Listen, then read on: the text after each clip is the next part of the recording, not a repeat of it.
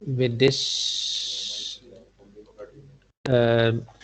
article 3.4, this slide will explain some significance of hooked bar on the end of the cantilevers. So as we know that at the tail of the cantilever over here, movement will be 0 and m negative will be maximum at the face of the support. However, where the cantilever will end, the movement is lesser or equal to 0. And we are providing hook at the tail of the cantilever because we need to subject the negative steel to yielding over here. So this will be the highly stressed section, hogging movement at the face of the support. So if we can go straight without providing the hook and we have the straight bar LD which is less than the total length of cantilever, then I can go straight. But if my cantilever length is less than the length of straight bar required to be developed, then I have no other option except to go for a hooked bar, because hooked bar can be developed in a limited length, because anchorage will help us to develop it in a short span. And that is the reason you may find in cantilevers at the tip of the cantilever where otherwise movement is 0 but hook is provided. In addition, if you further want to reduce even the hooked bar LDH, you need to further confine it, as we have discussed in previous lecture, that if I have ties normal to the hook and up to 75% of the LDH, the number of ties which are enveloping the hook bar, I will count their area. Furthermore, we discussed that if the edge cover on the hook bar is 65 millimeter or ATH, we learned on this slide that ATH is at least equal to or greater than 40% of the area of the hook bar, then I have no requirement of magnification of the LDH. So if I have this kind of confinement, I can reduce the hook bar length, which has been demonstrated here. So for bars being developed by a standard hook at discontinuous ends of members with both side cover and top or bottom cover to hook less than 2.5 inch, 65 millimeter, A and B shall be satisfied. Now it is and in between.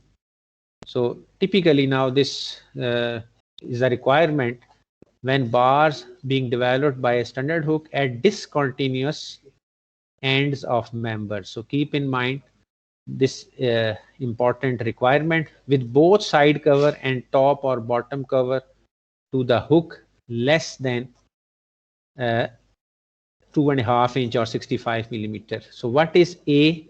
A is hook shall be enclosed along LDH within ties or stirrups perpendicular to LDH at spacing less than or at least or at maximum equal to 3 times the dia of bar which is to be developed. So this paragraph we can understand by reviewing the picture below. And furthermore, it is also required the first tie or stirrup shall enclose the bent portion of the hook within 2 times the dia of bar to be developed. So this is also shown here, that where I will put the first tie less than or at maximum equal to 2 times dia. So this is sort of a requirement that at discontinuous ends of members you have to check for these conditions. And as it is stated, keep in mind cover, side cover and top cover. So top cover is shown here and side cover is shown here. So bars are well confined. They are concealed by cover on top and on side. And furthermore, ties are confining the hook bar. Now with this, the tension development length of the straight or hook bar is finished. So now I will read the article 25.4.9 copied from ACI 318 2019 publication, and it is the development of deformed bars and wires in compression. As I talked earlier, that compression development length is not as demanding as the tension development for obvious reasons which we talked about in previous lecture. Now in 9.1 it is mentioned development length, and they are putting a subscript C for compression. So development length in compression for deformed bars and wires in compression shall be greater of. Now it is greater of A and B. So both will be checked and out of them greater will be selected. What is B? Directly they are putting a limit that no bar in compression can be provided with the development length less than 8 inches. If you recall, in tension it was 300 millimeter. Now in compression it reduced to 200 millimeter, 8 inches. And what is A? A is in accordance with 25.4.9.2, which is given underneath. So you have to use this equation. And now it is the latest proposed equation. LDC shall be the greater of. Now in this further we have two further recommendations, A and then and B. Both underneath need to be checked. A is one equation and B is another one. What is A? Look at the A part. The general framework is still same. Fy numerator, die bar in numerator, concrete grade with square root in denominator. Lightweight aggregate factor is also present along with coefficient 0.24. And there is one factor psi r given in this compression LD equation. And the second equation is not explicitly involving the FC prime, but it is actually given within the equation. It is adjusted with this coefficient 0.043, and the steel grade and the die bar and psi r also is given.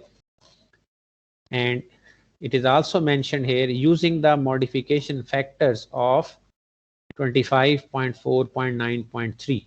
So along with this A and B equation, we also need to check 9.3 for modification factors, which are actually psi r and lambda.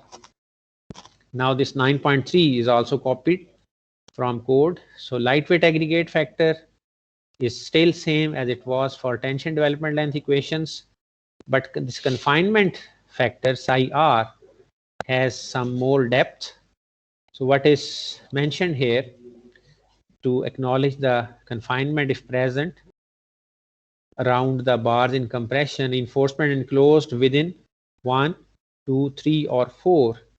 So it means what is 1, what is 2, what is 3 and 4. If such kind of confinement is present, then you are allowed to further reduce the compression LD by 25%. So what is 1? 1 is a circular continuously wound tie with die bar of the tie or spiral greater than or at least equal to 6 millimeter. So it means you are not allowed to select the spiral with dia less than 6 mm, and the pitch of the spiral should not be wider than 4 inches. So this kind of spiral, if it is present, then you are allowed to go with 0.75 reduction. So 1 is spiral, 2 is circular continuously wound tie with dB at least greater than, at minimum 6 millimeter or greater than 6 mm and pitch 100 millimeter. If there is no spiral and you are having a tie, then it states that number 13 bar, then it means number 10 will not get this permission of 0.75. Number 13 bar, or in terms of wire designation, is given MD130 in accordance with 25.7.2. So this is another class with wires, and the spacing of the tie again is restricted to 4 inches, less than or maximum 4 inches, 100 mm. So if you look at the confinement, you will find that it means extraordinary confinement is suggested to get the opportunity of 25% reduction. Hoops, if there is no spiral or tie and hoops, in accordance with 25.7.4, and even for hoops, this article we can read in code what is 25.7.2, because they are actually suggesting some hooks or anchorages at the end. In such hoops, again, the spacing of the hoop should not be wider than 4 inch, 100 millimeter. If this kind of confinement is absent, then go for the actual compression development, which is 0.24 Fy psi r1 over lambda Fc prime into dB. So just for sake of calculation, if I ask you to calculate the compression development length of number 25 bar and Fc prime given is 20 megapascal and Fy is 420. So this is just information provided to you along with the statement that it is the normal weight aggregate concrete. So I am not giving you any hint regarding the confinement. So if this is the only information provided, then obviously you will go for the conservative selection. So what you will be using then, 0.24 into 420. Since I am not telling you anything regarding the confinement around the bar which is to be developed in compression, so you should go for psi r equal to 1 because it will be a conservative selection. It is normal weight aggregate concrete, lambda will be 1 and Fc prime will be 20 under root. So can you give me answer from equation 1? 0.24 into 420 into 1 divided by 1 into 20 under root. 0.24 into 420. Keep dB as variable because I want to use it for different dia bars. 22.5 dB. Good. Okay, 22.5. So let me make it 23 dB, right? So 23 dB, I'm rounding up, little conservative. So 23 dB, it means 23 into, if I am working on 25 dia, and how much I will end up as LDC, 23 into 25. How much it will be? 575. 575 millimeter is the compression LD from equation A. But there was and in between, and it can't be even less than 200. So in that way, 575 is not is governing, and this minimum required is not governing. Now let's check the second equation. So 0.043 into 420 still takes IR1. How much will be the answer? Keep dB as variable. 23 dB from equation 1. And the second equation, how much? 420 into 0.043. 1.72. How much? How much? Repeat. Your voice is not clear. Your voice is not audible. Please repeat. 18.06. 18.06. So I can consider 18 even, but let it be like 19 dBs. I am still rounding up. Okay. So it means for this project with FC prime 20 megapascal and with the steel grade 420, it is proposed that compression LDs will be calculated by 23 dB. Now it is important to note that in equation 1, FC prime is present in denominator. Just for assessment, if I assume that the concrete grade in the project is 30 megapascal. So if it is 30, then what will be the answer from equation 1 with 30 megapascal? It will 0.24 into 420 divided by 30 under root 18.4 dB. 18.4. So let it be 19 dB. And even the second equation has the answer 18 point something, or I made it rounded up to 19 dB. So it means from both equations, I'm getting almost same answer.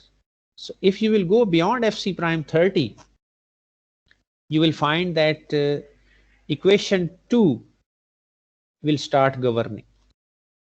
So both equations will give you almost same answer, around 29 to 30 megapascal, and then for higher grade concretes you will get more demanding LD from equation 2. So don't forget, you need to satisfy both, and hence larger will be selected.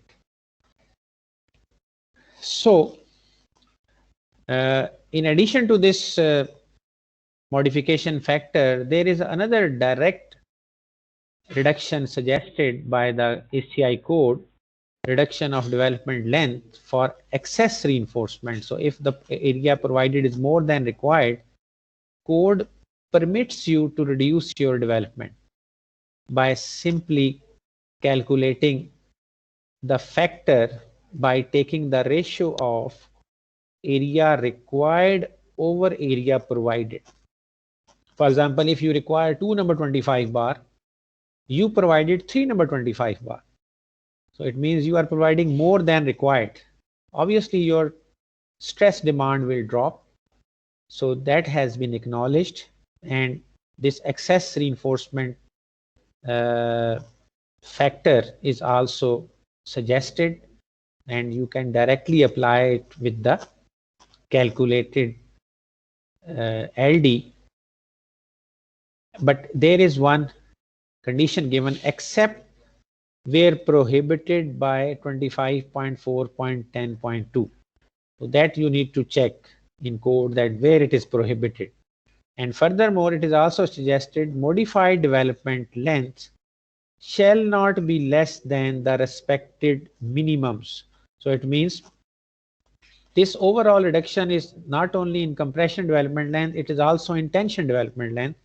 But in no case you are allowed to go below 200 millimeter, like we discussed, that the code minimum is 200 millimeter, or in tension the code minimum was 300 millimeter. So once you find such kind of reductions offered, be careful that all the relevant clauses you need to consult before availing such reductions. So if you are little uncertain, then you should go for more conservative selection and then don't avail such reduction. A reduction of development length in accordance with 25.4.10.1 is not permitted for A through F. So it is also given underneath that what reduction is given above, it is not permitted for the conditions given underneath. At non-continuous supports, you can't avail this reduction of excess reinforcement. And again, I copied it on the next slide, A through F. At non-continuous, at locations where anchorage or development for Fy is required, again you can't apply then this excess reduction. Where bars are required to be continuous, you can't apply this. For hooked, headed and mechanically anchored deformed reinforcement, you can't avail this. In seismic fault resisting systems, in structures assigned to seismic design category C, D, E or F, quite demanding categories where you need ductility and the strength as well, again you can't avail. Anchorage of concrete piles and concrete filled pipe piles to pile caps in structure assigned to seismic design categories.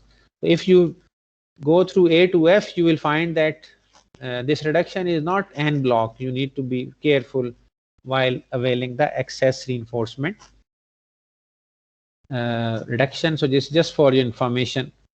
In simple terms, I would say that try to memorize this 0.24 Fy over square root of Fc prime into dB for quick reference. But if you have some confinement or excess reinforcement or lightweight aggregate concrete, then obviously you will avail other, you can avail other reductions as well. And this is one picture which just will highlight that you have to measure the hooked bar development from the tip of the tail of the hook. And further, we have discussed in previous lecture that if it is confined or it is normal to tail, then we can further reduce the LDH by applicable modification factors. Now, I mentioned in my previous lecture that standard hooks, I always mentioned standard hooks, and standard hook, I copied it in almost all textbooks. Such standard hook pictures are given and I copied them from ACI 318 directly. Standard hook geometry for development of deformed bars in tension, they are given underneath for 90-degree hook, for 180-degree bend, and bar size number 10 through number 25, number 29, number 36, 43 to 57, and then with minimum inside diameter 6 dB, 8, 10, corresponding picture is drawn to understand that what this minimum inside bend diameter means. And then another important thing is extension, straight extension, that how much is mandatory extension over here. 12 dB straightforward recommended extension, it means 6 dB if you have 90-degree hook of number 10 bar, and you will be selecting a dia inside the bend not less than 6 dB, and beyond the end of this curvature the extension should not be less than 12 times dB. It means 120 millimeter if it is number 10 bar. And for 180-degree bend, again the L extension is suggested, but little different from the 90-degree hook. It is greater of 4 dB, and it is and in between you need to check both, and out of them greater will be selected. So please keep in mind these standard hooks once you are detailing your structures. And while checking the execution in projects, you may need to make sure that these dias and extensions have been followed. Otherwise, you can reject the anchorage. Now, another proposed minimum side bend and standard hook geometry for stirrups, ties and hoops. So I mentioned, जी please. Sir ये जहाँ पे 12 dB उसकी extension बताई हुई है last lecture में sir आपने 15 dB एक डायग्राम में ये पढ़ाई थी ये जी, स्टैंडर्ड जी। हुक्स की तो वो 15 dB और ये सर एक ही चीज़ है ये नहीं डिफरेंट वो है हाँ जी बिल्कुल वो आपको PRC 1 में I remember we discussed 15 dB कुछ टेक्स्ट बुक्स में आपको when you determine the bar bending schedule and you are calculating the length for the estimation of the weights of the steel, then they simply add the 1/4 of the quadrant, 1/4 of the circle as well. So 12 plus this bend length, and then while calculating the what is the total straight length required to create this bend along with this tail. In some cases, there might be a suggestion of 6 dB. No sir 15 dB sir आपने last lecture में भी ये standard hooks की पढ़ाई थी development length जो हम उसमें टाई जिसमें प्रोवाइड की थी 15 हाँ dB जी तक उसमें भी इसको कट यहीं तक किया था कि 15 dB अगर तो हमारी स्ट्रेट बार की डेवलपमेंट लेंथ है दैट इज डिफरेंट. ये हम एक टिपिकल एंकरेज की डिटेलिंग डिस्कस कर रहे हैं जिसमें हम ये बताना चाह रहे हैं. Let me take you to this picture. आपकी जो LDH है total it can be 15 dB. Suppose कि मैं कहता हूँ जी मेरी हुक बार की जो डेवलपमेंट लेंथ है वो 15 dB है, लेकिन इस हुक बार को बनाना कैसे है उसके लिए आपको ये फॉलो करना है कि इस बेंड करने के लिए मुझे ये रेडियस या डाया कितना लेना है और फिर जहाँ ये कर्वेचर ये कर्व एंड होगा यहाँ से टर्मिनल तक ये कितनी एक्सटेंशन होगी that can't be less than 12 dB. तो जब आप एक हुक बनाएंगे तो उस हुक के बनाने के लिए that is the important dimension which is required, the tail along with the radius, and then to total what is the LDH. 15 dB हो सकता है कि किसी हुक बार की डेवलपमेंट निकली हो, वरना टेल इन सब की मैंडेटरी है 12 dB. ये टेल वहां से शुरू होगी जहां से आपका बैंड एंड होता है, और इस केस में भी जहां से आपका ये 180 डिग्री बैंड एंड हुआ है उसके बाद ये L एक्सटेंशन स्टार्ट हुई है, and that is 4 dB here in case of 180. Cross ties में या टाइज के अंदर स्टेरप्स और हूप्स में भी इसी तरह की रिकमेंडेशन है. You need to check 90 degree 135 degree seismic hook के केस में या 180 डिग्री बेंड के केस में you need to follow them. और इसको आपने वहाँ पर साइड पे जब आप मेजरमेंट करते हैं तो आपको ये चीज़ें चेक करनी है कि एक्सटेंशन कितनी दी गई है. ये मैंडेटरी है. अगर इससे कम एक्सटेंशन है तो you need to reject that hook because it is the standard given by ACI code. अगर आप ACI कोड फॉलो कर रहे हैं तो दिस इज मैंडेटरी.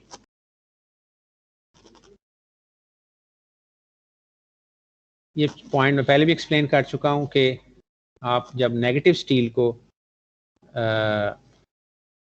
डेवलप करेंगे, so once you are on an internal support you can go straight and then you will have the length available where you can develop your steel if you are going straight. But if it is the beam column joint and column is the edge column, then you have to provide a 90 degree hook. Furthermore, there is another important information given here that in PRC1 we talked about typical curtailment that at span by 3 you will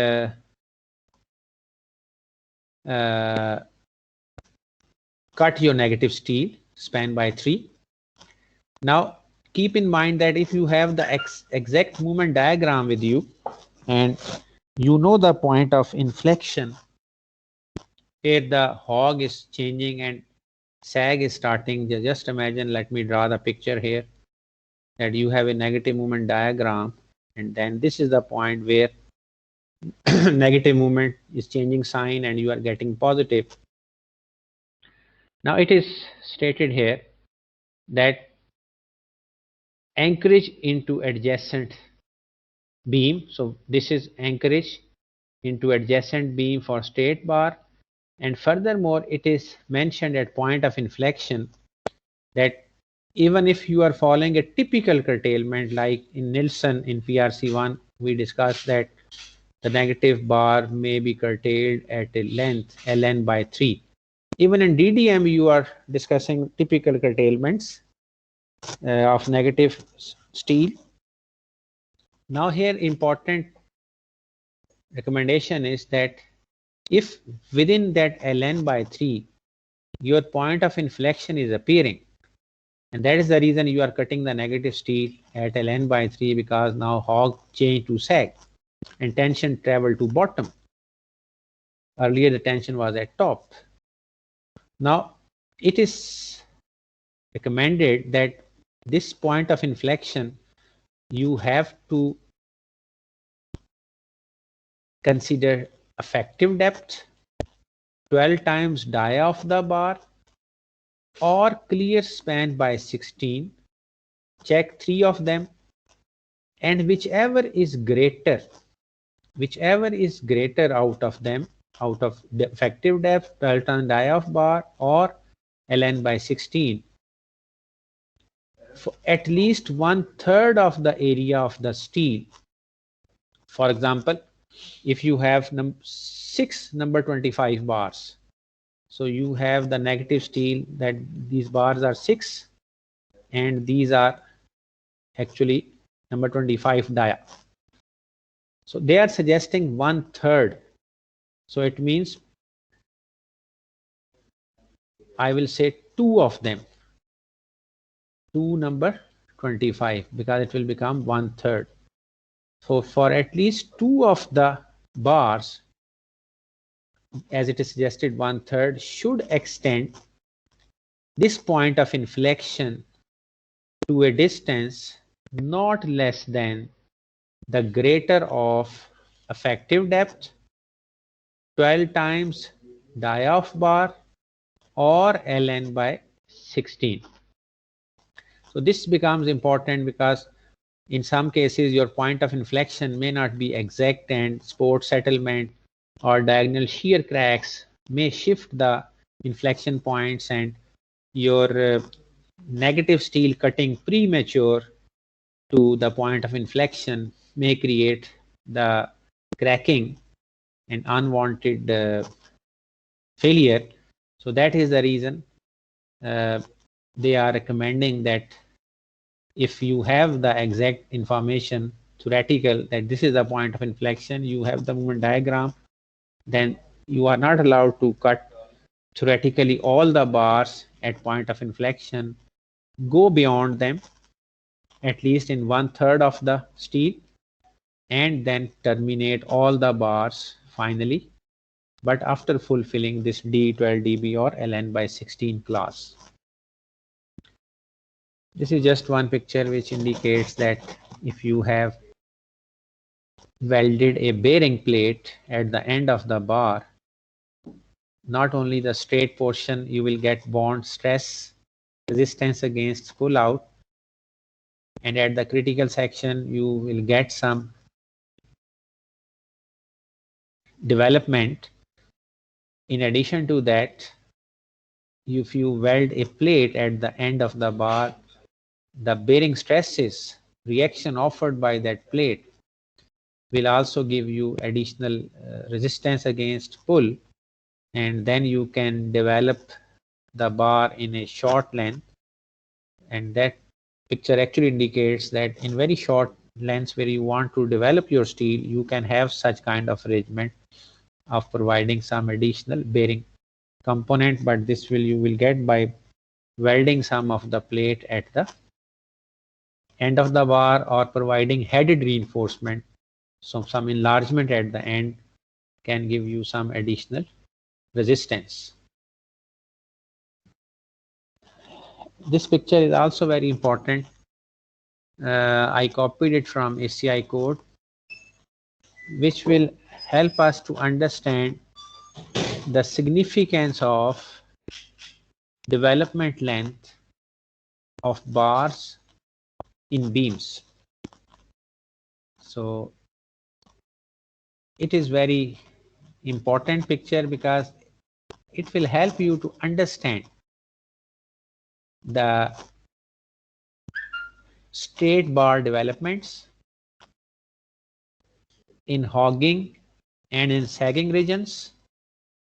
And some students question that where is the application of development. So this picture will help us to understand the application of development lengths. So I will try to explain this through simple discussion. Just take this above picture, this one, which is the movement diagram drawn, and this is the movement ordinate, negative movement ordinate at the face of the support, shown with the magnitude C. And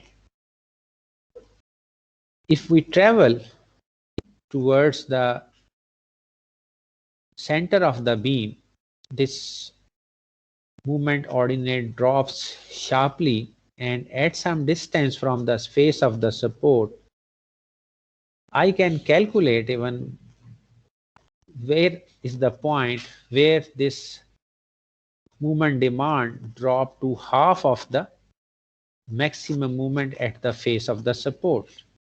Just for example, I may select that X is the point where the negative movement drop to almost half of the movement demand at the face of the support.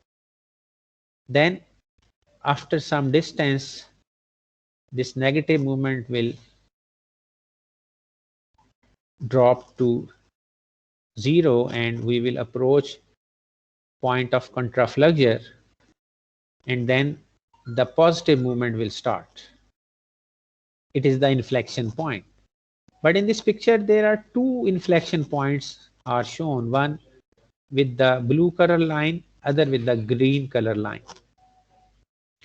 Because over a beam, you will have different load demands, and if you will plot on them against different load demands, the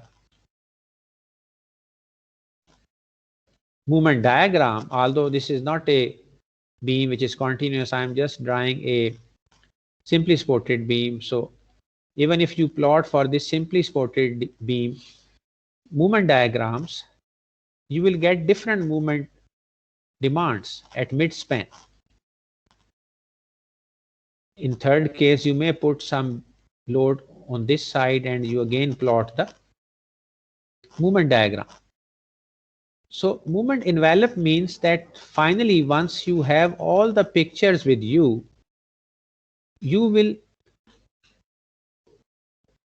be superimposing them, and finally on outline, you will draw your beam, and on that outline, you will get the idea that during the service life, this beam may be subjected to this much demand. Because if I design this beam only on this movement demand, then the midspan is subjected to maximum movement. And if this beam will be subjected to point load near the support, and it is getting this much movement demand over here, then I will overlook this possibility, and this section which will be subjected to this much movement may subjected to overstress. Or otherwise, if I ignore this, it is possible that I have overlooked the moment demand over here. It means then I will design the beam for this outline, that this beam will be subjected to moment demands during its life, and these are the maximum moment, positive moment ordinates for which I will design my beam. Similarly, if the beam is continuous and I have different possibilities of load present on the beam, I may get different inflection points. Some inflection points are close to the support, while other inflection points maybe are farther from the support. So as a matter of fact, those inflection points which are close to the support are more demanding for positive steel, that I have to start the positive steel from this point, because as for this inflection point, tension will travel to bottom from this point onward. But if I look at the inflection point which is farthest from the support, so this inflection point will become critical for that case where I am examining the negative steel. So it means for positive steel, this inflection point will control because it is closest to the support, and for negative steel, this inflection point will control because it is farthest from steel. And the reason of different inflection points, I have explained you through this picture, that different possibility of placement of live loads will have different moment demand. And during service life, the beam or the flexural member may be subjected to different scenarios, and accordingly different movement ordinates are present, and we need to design the beam for that envelope rather for one unique combination. So all the sections should fulfill the maximum demand of movements which may appear. For example, in this case, if this is combination 1, so midspan will be controlled by combination 1, and this is section will be controlled by combination 2, and this will be controlled by the combination 3. So every possibility, and accordingly the movement is plotted on the same picture, and then on that envelope the flexural design will be carried out. And not only flexural, even shear design will also be considered based on envelope, while columns are designed based on combination and flexural members are designed based on envelope. Now with this point further, I want to take you to this another section where the positive moment demand is having the moment ordinate this much, while at the mid span the moment ordinate is maximum, positive moment ordinate is maximum, and at some distance away from mid the positive moment ordinate dropped. And strictly speaking, if I am designing the beam for positive steel at the mid span, I am designing the steel for this moment demand. Suppose that at mid span for this C part, for this moment ordinate, suppose at mid span I am requiring 3 number 19 bars in the first layer and then 2 number 19 bars in the second layer for this mid span. Once I move little away from mid, since my movement ordinate is dropping, just at the section over here, assume that once you calculate against this movement what is the positive steel requirement, you may get the answer that at this section you actually require 3 number 19 bars. So the first layer of steel is still required, but second layer of steel is now additional to the requirement. So theoretically speaking, you can cut the second layer because movement ordinate dropped, so you can reduce the area of steel. Similar to this, look at the hogging region. At C, you require the movement, and corresponding to that, assume that you require steel in 2 layers. First layer has 3 number 25 and second layer has 2 number 25. So even in the hogging region, you required 5 number 25 bars at the maximum movement section. And once you travel away from the face of the support, you are getting reduced movement ordinate. Sorry, 5 number 19 over here and 5 number 25 over here. And at section X, since movement dropped, so if you mechanically calculate what AS you require, assume that you require 3 number 25 bars which are present in first layer. So it means theoretically you can cut the second layer over here. So in this way, question will arise that whether you are allowed to cut the second layer over here, whether you are allowed to cut the second layer of positive steel over here. So it is important to note that before cutting the steel at this position, you need to make sure that whether the bar which is going to be curtailed has been developed or not.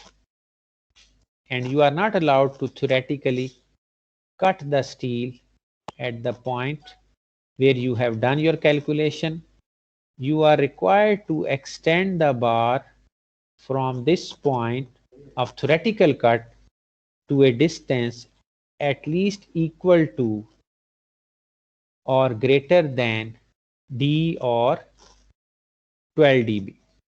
So both are important checks.